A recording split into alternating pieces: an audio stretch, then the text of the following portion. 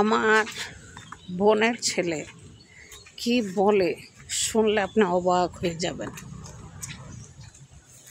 আমার বোনের ছেলের বয়স হচ্ছে আপনার 12 বছর চলতেছে আর কি, 12 বছর। সে আমার বোনকে কি বলে জানেন? যদি শোনেন একদম অবাক হয়ে যাবেন যে এতটুকু ছোট বাচ্চা এখন এই কথা বলে, তাহলে বাকি জীবন তার যাইব কীভাবে? মানে আপনি শুনলে অবাক হয়ে যাবেন। পরে গেছে কালকে আমার বোন আমাকে ফোন দিছে, দিয়ে বলতেছে আমার ছেলে তো এই কথা কয়। আমি কি কয়? তুই শুনলে হাসতে হাসতে তোর একদম পেট ব্যথা হয়ে যাবে।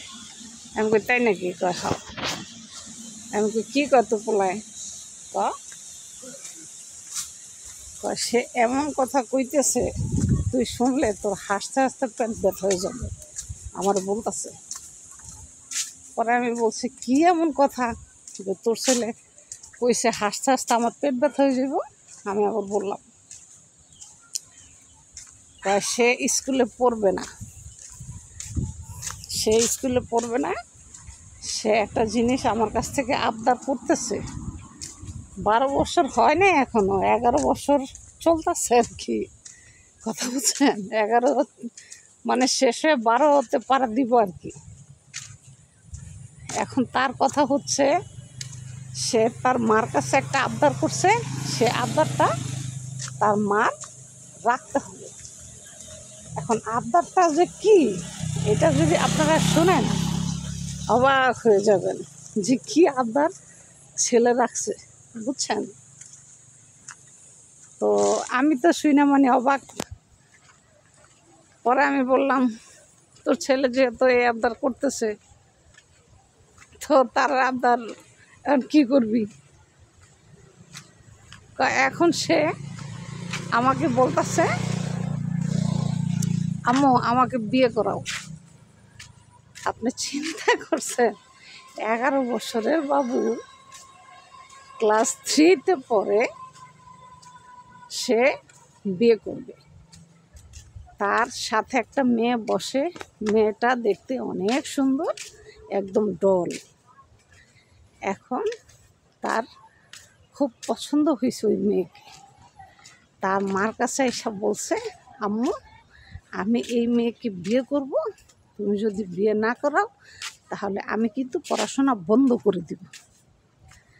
এই অফার আমার বোনকে করতেছে আমার বোনের ছেলে। এখন আমার বোন তো হাসতে হাসতে মইরা যায়। এখন সত্যি সে সিরিয়াসলি এই কথা, সে একদম সিরিয়াসলি নিয়ে ফেলছে যে তাকে বিয়ে করাইতেই হবে। যদি সে না করায় তাহলে সে স্কুলে যাবে না, পড়াশোনাও সে করবে না। এখন আমার বোনে আমারে ফোন দিছে কালকে, তুই আমার বাসায় আয়, দেখ বাবু কি কয়, বাবুর কথা শুনলে তুই হাসতে হাসতে তোর পেট ফাইটা যাব। তখন আমি কইলাম আচ্ছা ঠিক আছে আমি আসতেছি। তো আমার আবার বোনের বাসা আমার বাড়ির পাশেই, তো সেখানে আর কি যাচ্ছি। এখন সে তার মাকে বলছে, আমি খালামণি আমারও বলছে খালামণি আমাকে যদি তোমরা বিয়ে না করো আমি পড়বো না। সে আমারও বলছে কথা। তো বলার পরে তার কথাবার্তা সব শুনলাম।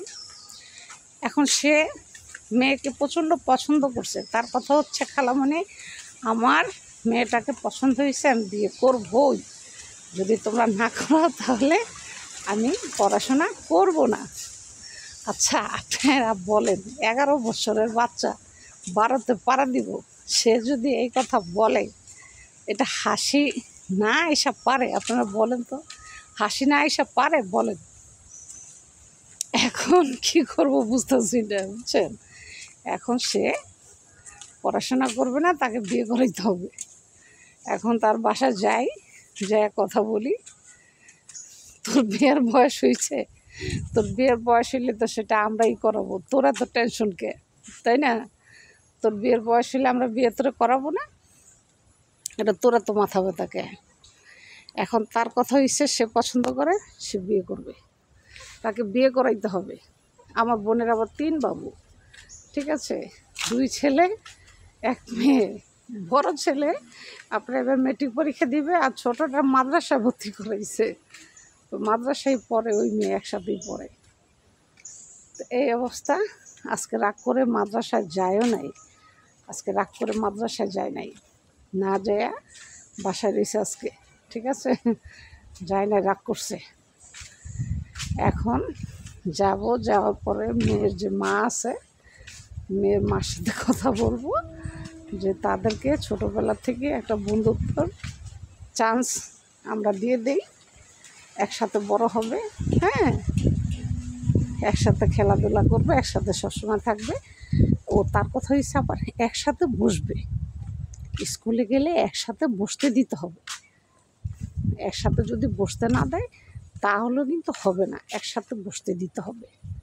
এটা হচ্ছে তার কথা, যে আমি স্কুলে যাব, আমাকে একসাথে বসতে দিতে হবে, সবসময় আমার সাথে খেলাধুলা করতে হবে, ইভেন আমি যেটা বলবো সেটা মানতে হবে।